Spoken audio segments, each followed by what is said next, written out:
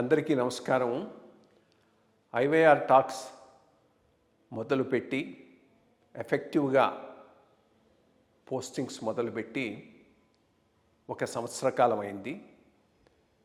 ఈ సంవత్సర కాలంలో సబ్స్క్రైబర్స్ బేసు 3,000 నుంచి 33,000 దాకా పెరిగింది. ఐవైఆర్ టాక్స్ను ఆదరిస్తున్న మీ అందరికీ నా ధన్యవాదాలు. భవిష్యత్తులో కూడా ఇదే రకంగా ఐవైఆర్ టాక్స్ని మీరు ఆదరిస్తారని ఆశిస్తూ ఉన్నాను. Thank you. ఒకటి, అమెరికాలో Indian voters, more particularly Hindu voters, అంటే అక్కడ సిటిజన్స్ అయినటువంటి వాళ్ళు ఒక పెద్ద తప్పు చేశారా అని మనకి ఈరోజు అనిపిస్తూ ఉన్నది. ఒక రకమైనటువంటి వ్యామోహంతో ట్రంప్ వచ్చి హిందూస్ను నేను ప్రొటెక్ట్ చేస్తాను, నాకు ఇది ఉంది అది ఉంది అని అనటం, ఆ రోజుల్లో మోడీ గారు కూడా ట్రంప్తో మంచి సంబంధ బాంధవ్యాలు కలిగి ఉండటం, ఇదంతా చూసుకొని చాలా వరకు హిందూ ఓటు రిపబ్లికన్స్కు పడింది. ఈ మేక్ అమెరికా గ్రేట్ అగైన్ అనేటటువంటి ఈ మూమెంట్లో ఒక పెద్ద యాంటీ ఇండియన్ సెంటిమెంట్ ఉన్నదనేది ఆ రోజు మనం గమనించలేకపోయినాం. ఈరోజు వికృతంగా అది బయటకు వస్తూ ఉన్నది. ఎంత వికృతంగా బయటకు వస్తూ ఉంది అంటే, వాళ్ళ ఎనిమీసు జిహాదిస్టు కాదు, ఇస్లామిస్టులు కాదు,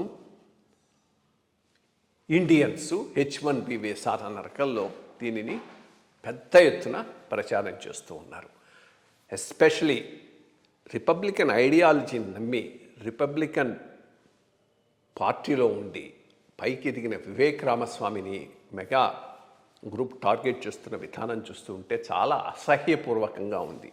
అదే రకంగా H1B వీసా హోల్డర్స్ గురించి టార్గెట్ చేయటం, ఆ పైన ఈరోజు వాళ్ళు కలిగిస్తున్నటువంటి ఇబ్బందులు, ఇవన్నీ చూస్తే ఎందుకు వీళ్లకు ఓటు వేశారా అనేటటువంటి పరిస్థితిని అయితే ఈరోజు వాళ్ళు తప్పకుండా మనకు కలిగిస్తున్నారు. ఇక Indian voters, more specially Hindu ఓటర్స్కు అమెరికాలో ఈరోజు ఎటువంటి ఆప్షన్స్ ఉన్నాయి?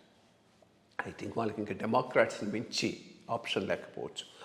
ఏది ప్లస్ మైనస్ అయినా అది కాస్త లిబరల్ డైవర్సిఫైడ్ గ్రూప్, దాంట్లోనే మనకు కొంత ప్లేస్ ఉండొచ్చు. ఐ థింక్ ఇక నెక్స్ట్ ఎలక్షన్ టైంకు పూర్తిగా ఈ రిపబ్లికన్స్ను వదిలేసి ఇండియన్ ఓటర్స్ అందరూ డెమోక్రాట్ సైడ్ వెళ్ళటమే చాలా చాలా ఉత్తమం. రెండోది, ఫైనాన్షియలీ కూడా చాలా స్ట్రాంగ్ కమ్యూనిటీ అక్కడ Indians, more especially Hindus. But ఈరోజు ఒక గ్రూప్గా లేరు. ఇది ఒక తమిళ్ గ్రూప్ అను, తెలుగు గ్రూప్ అను, గుజరాతీ గ్రూప్ అను, ఈ రకంగా ఉన్నారు. వీళ్ళ లాబియింగ్ కూడా ఈ రకంగా జరుగుతుంది. మేబీ ఈ అటాక్ అని చూచైనా వాళ్ళందరూ ఒకటిగా అయ్యి ఒక గ్రూప్గా ఫండింగ్ అది రైజ్ చేయగలిగితే ఒక ప్రామినెంట్ లాబియింగ్ గ్రూప్గా తయారయ్యేటటువంటి అవకాశం ఉంది. అట్లీస్ట్ ఈ మెగా వాళ్ళు చేస్తూ ఉన్నటువంటి అటాక్ మూలంగానైనా వీళ్ళందరిలో ఒక యూనిటీ వచ్చి ఒక ఇండియన్ గ్రూప్గా తయారై ఫండ్ రైజింగ్, ఫండ్ కాంట్రిబ్యూషన్ చాలా ఇంపార్టెంట్ అమెరికన్ పాలిటిక్స్లో. దాంతో ఏమైనా చేసుకోవచ్చు.